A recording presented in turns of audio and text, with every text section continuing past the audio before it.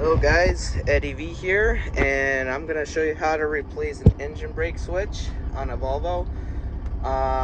So what's been happening is that when the engine brake is in on position, it would not work or cut on sometimes or cut off sometimes, or I have to play around with it like this a lot of times. And I made sure it wasn't my clutch switch. No wires seem loose here or on the clutch for the engine brake switch. So it's either internally on the clutch or it's definitely the switch. So this is probably the cheaper option. Hopefully it is the switch.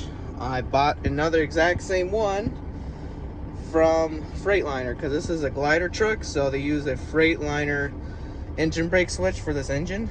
So concept to change engine brake switches that are mounted here, if you have a Cummins instead of a D13 or D16 Volvo engine, are the same. So if you have a Cummins, it'll be the same, except the switch will look kind of like this or like that, but to replace it is the same concept. Alrighty, I exactly replaced them how it is. Now let's see here, see if it works. So this is engine brake off. I'm gonna turn it on now. Perfect, it works. So now we have to replace this one and then insert that one. Alrighty guys, so I wasn't able to show you on the camera how I took this off, but basically what I did, so it goes in and it clips on because these are like plastic little springs, right? So what I did was I used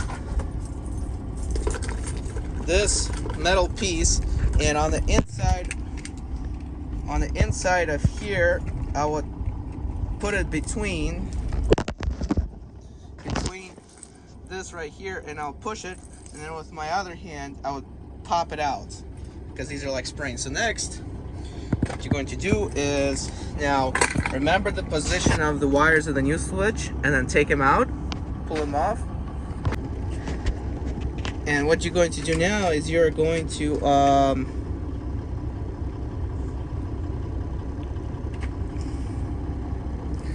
you are going to clip it in. Hold on, let me see how they were standing.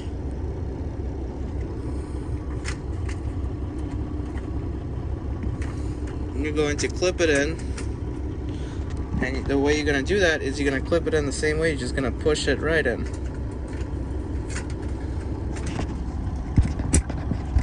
Alright, that's clipped in. Now you're going to do exactly the same thing. Put them in,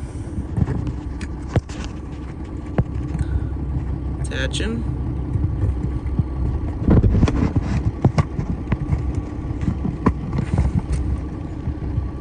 and you're gonna do one more test, make sure it actually works. All right, in the on position, works perfect. Now you're gonna gently put in all the wires back in, and you're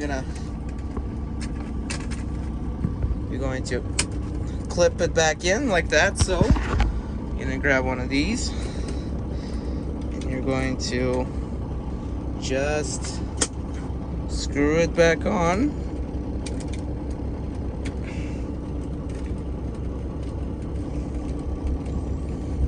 Like so. You're gonna put the dead switch back on,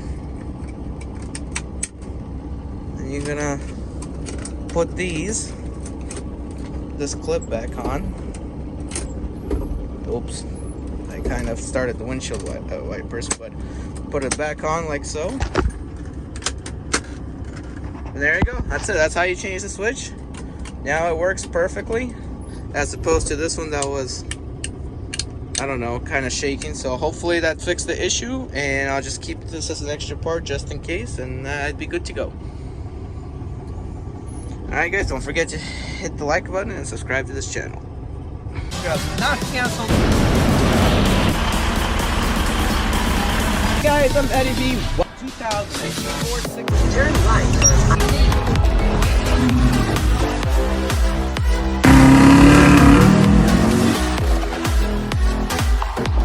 This particular package, driving a temp in the 6 Series.